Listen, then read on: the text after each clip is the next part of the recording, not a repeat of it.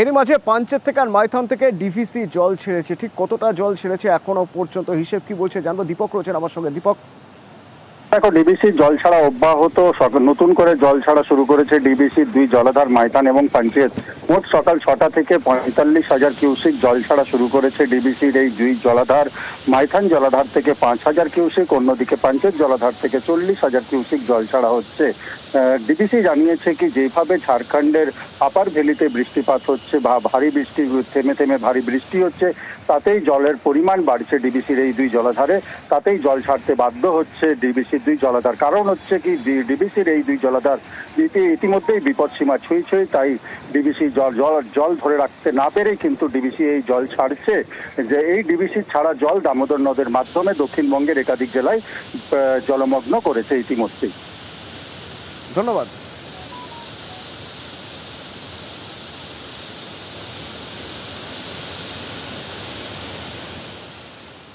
উত্তর 24 পরগনার ছবি দেখা যাক, কারণ বসিরহাটে সেখানে নাগাড়ে বৃষ্টি, জমির ফসল জমিতেই রয়ে গেছে।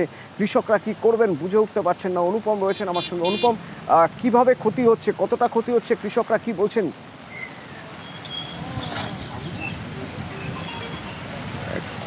দেখো অতনু, এই যে অবিরাম যে বৃষ্টি হচ্ছে তার ফলে বসিরহাট, বাদুরিয়া, হাসনাবাদ, স্বরূপনগর সহ বিস্তীর্ণ এলাকায় সেখানে যেসব সবজির যেসব ফসল, সবজির যেসব চাষ এবং পাট, এইসব গাছের ব্যাপক ক্ষতি হয়েছে। তার কারণ এইসব জমিতে প্রচুর পরিমাণে জল জমে গেছে, কোথাও কোথাও হাঁটু সমান, কোথাও কোমর সমান জল, এবং যেসব ফসল সেসব জমিতেই নষ্ট হচ্ছে। পাট জমিতেই পাটের গোড়া পচে যাচ্ছে।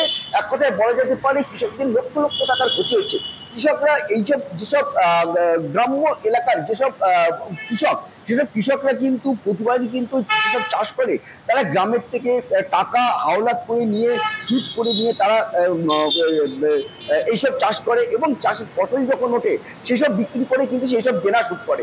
কিন্তু এবার যেহেতু একদম সব ফসল পাট সব নষ্ট হয়ে গেছে, তারা সেই সব দেনা শোধ করবে কি করে, এই নিয়ে কিন্তু তাদের রীতিমতো চিন্তায় কিন্তু ঘুম উড়েছে এক প্রকার বলা যেতে পারে।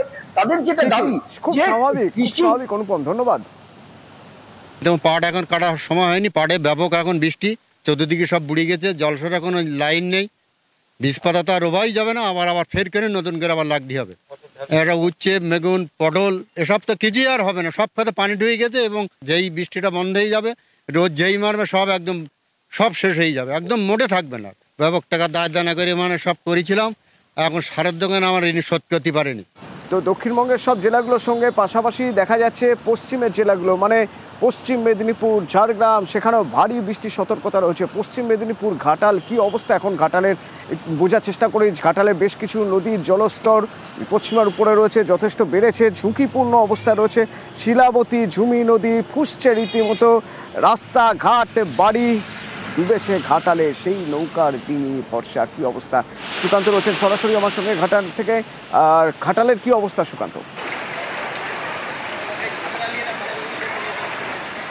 দেখো অতনুদা, এক কথায় দুর্যোগ কিন্তু আরো দুর্ভোগ বাড়াচ্ছে ঘাটালবাসীর, কারণ আবারও নতুন করে জল বাড়ছে ঘাটাল। আমরা যে জায়গায় দাঁড়িয়ে রয়েছি, ঘাটাল পৌরসভা 2 নম্বর ওয়ার্ড, এইটি কিন্তু রাজ্য সড়ক।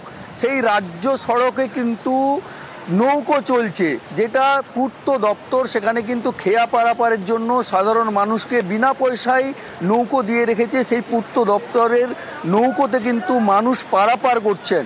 এক কথায় এই বৃষ্টির মাঝে কিন্তু ছাতা মাথায় তারা পারাপার করছেন। শুধু ঘাটাল শহরের এই পরিস্থিতি নয়, গ্রামীণ এলাকা, বিস্তীর্ণ এলাকাও কিন্তু প্লাবিত হয়ে রয়েছে। প্রশাসন সর্বতভাবে চেষ্টা চালাচ্ছে এই পরিস্থিতি মোকাবিলা করার জন্য। এক কথায় ঘাটালে কিন্তু জল যন্ত্রণা, এবং সেই যন্ত্রণার মাঝেই দুর্ভোগকে কিন্তু পিছু ছাড়ছে না। আমরা এখন রয়েছি ঘাটাল একদম পৌর এলাকায়। আচ্ছা দিদি, কি পরিস্থিতি, কি রকম অবস্থা? আমাদের অবস্থা খুবই খারাপ, খুবই খারাপ আমাদের অবস্থা এখন, খুবই খারাপ। বন্যার জল বাড়ছে, আমরা দুপাশে একবার মধ্যখানে বসে আছি, মানে দুপাশে, দু সাইডে, 4 সাইডে জল আমাদের একবার। জল বাড়ছে, হ্যাঁ বাড়ছে, খুবই জল বাড়ছে, জল বাড়ছে। যাতায়াত করছে ওই ডোঙা নৌকায় এখন যাতায়াত করছে, নৌকা ডোঙাতে যাতায়াত করছে, ডোঙা নৌকাতে নৌকাতে এবং ডোঙায় করে কিন্তু মানুষ যাতায়াত করছেন। এক কথায় শুধু শহরে নয়, গ্রামীণ বিস্তীর্ণ এলাকায় এই পরিস্থিতি, এবং তাতে করে আরো দুশ্চিন্তা বাড়াচ্ছে, কারণ আবহাওয়া দপ্তরের পূর্বাভাস এবং অনুযায়ী এমন বৃষ্টি অবস্থা সুকান্ত, এমনই অবস্থা, একটা ছবি দেখলাম আমি যে ডিঙিতে করে দেহ নিয়ে যেতে হচ্ছে, কেননা জল এতটাই উঠে গেছে যে কোথাও জমি পাওয়া যাচ্ছে না দেহ দাহ করার জন্য। তাই ঘাটালের 1 নম্বর ব্লক থেকে 2 নম্বর ব্লক পর্যন্ত নিয়ে যাওয়া হচ্ছে, একটা জায়গা থেকে আরেকটা জায়গায় নিয়ে যাওয়া হচ্ছে দেহ একটু উঁচু জায়গা পেয়ে সেখানে শেষকৃত্যের জন্য। আর আমাদের ওখানে কোনো পুরানোর সমস্যা নেই, এখানে আমরা নিয়ে এসেছি, চারিদিকে জল, 1 নম্বর ওয়ার্ডের ওই 3 কিলোমিটার দূর থেকে নিয়ে আসা হয়েছে ডোঙাই করে। শ্মশানের চারিদিকেও তো জল, চারিদিকেও তো জল আছে, এবার সমস্যার মধ্যে এরই মধ্যে আমাদেরকে কাজকর্ম করে বেরিয়ে যেতে হবে। ঝাড়গ্রামের ছবি যদি দেখা যায় তাহলে দেখতে হবে ঝাড়গ্রামে কজওয়ে, যে কজওয়ে লালগড়ের নিশ্চিন্তপুর কজওয়ে, তা একরকম জলের তলায়।